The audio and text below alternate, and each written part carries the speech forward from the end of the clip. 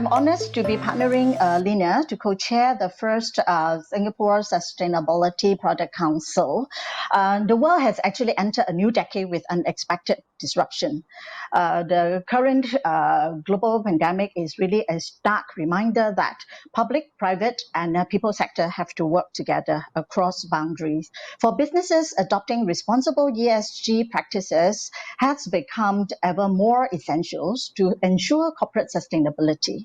Only with a sustainable and resilient business model and strong fundamentals will a company be able to overcome, such business disruption that crop up with little warning. Moving on to the next slide, it is timely for the setting up of the Singapore Sustainability Product Council. And indeed, climate risks are a business risk. The World Economic Forum released its annual global risk report. Over 750 global leaders, scientists, and business leaders voted for the very first time that top 5 global risks are all climate and environment related. There is indeed a climate emergency that requires global solution. Embracing the climate ambitions of keeping global warming to within 1.5 degrees Celsius is probably the only pathway to a sustainable future for all. The real estate sector is in the position to contribute to this pathway. We all know too well about our significant carbon footprint. Cities only occupy 2% of the world's landmass, but account for 70% of greenhouse gas emission. And the built environments consume about 36% of energy worldwide and also contribute 40% of global energy-related CO2 emission. And it is expected that energy demand from building and construction sector will continue to grow by 3% per annum. So scientists and global leaders are aware that drastic action is indeed needed, as rising emission will lead to devastating consequences that will threaten the survival of business and also humanity. The next slides captured some of the global goals that can help businesses to reduce our carbon footprint. And at the UN Climate Action Summit and COP25 last year, I have personally witnessed the efforts by UN agency, governments, leading responsible businesses and NGOs to call for urgent climate actions. Evidence shows that 1.5 degree compliant business model will be best placed to thrive as the global economy undergoes a transition to a net zero future by 2050.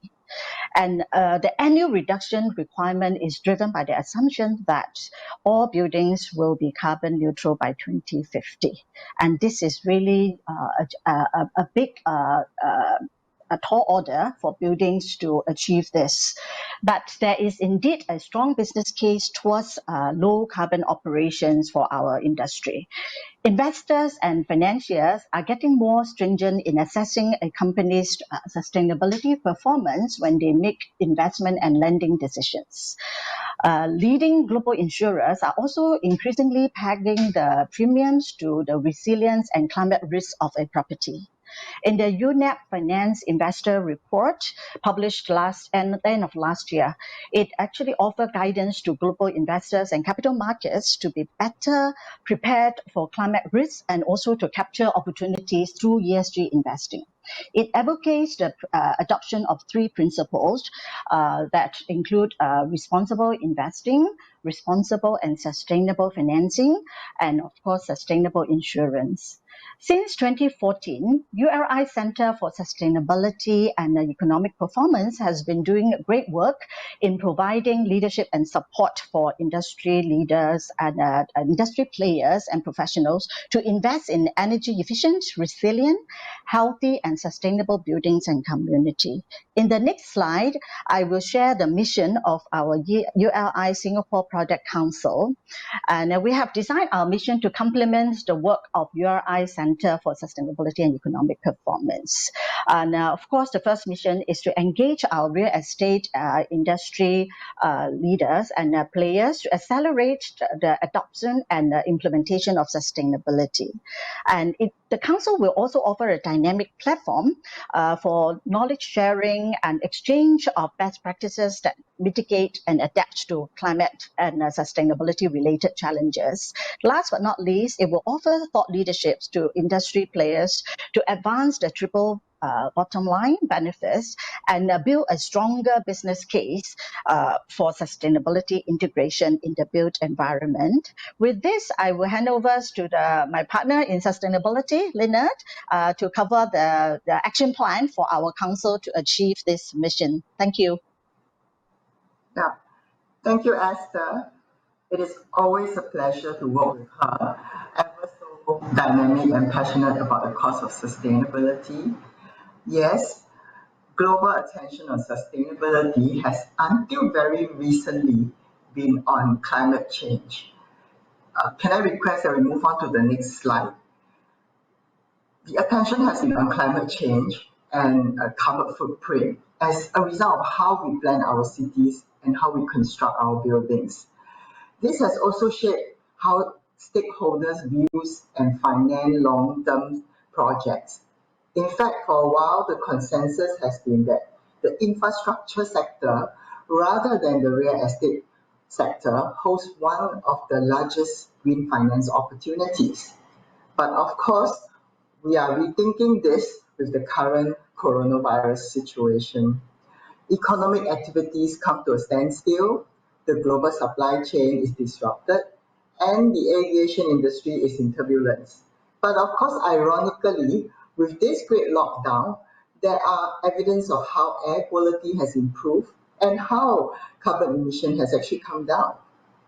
And cities grapple with reducing density and decentralization of services to combat disease spread. Planners appreciate the necessity to allow flexibility with reserved land in urban areas.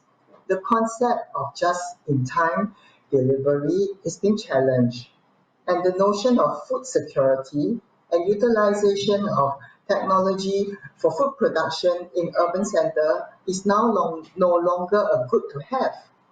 Mayors and local governments will also have to address health and living conditions in informal settlements.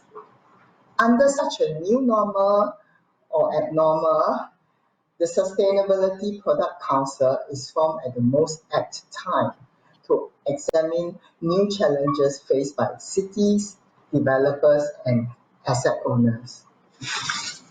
Moving on to the next slide, we intend to run this product council through the coming together of the best minds amongst our ULI members who have a wealth of experience and track records.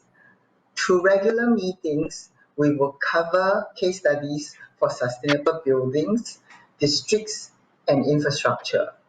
These case studies will shed light on the nexus between natural systems, built environments, and resource efficiency vis-a-vis the well-being and health of the users. And we like to support partnerships and alliances that grow out of such interaction. The next slide, please, that will show what we hope to achieve, the 4 impact considerations. These considerations are not mutually exclusive. In fact, they are very much interconnected. We aim to develop toolkits to imbue resiliency in our urban development and promote sustainable investment strategies. With more healthy buildings, we create healthier and safer cities. Last but not least, I'd like to thank ULI for this airtime. If you wish to join the ULI, Singapore Sustainability Council, please send an expression of interest by email to singapore@uli.org. I'd like to hand over to Scott.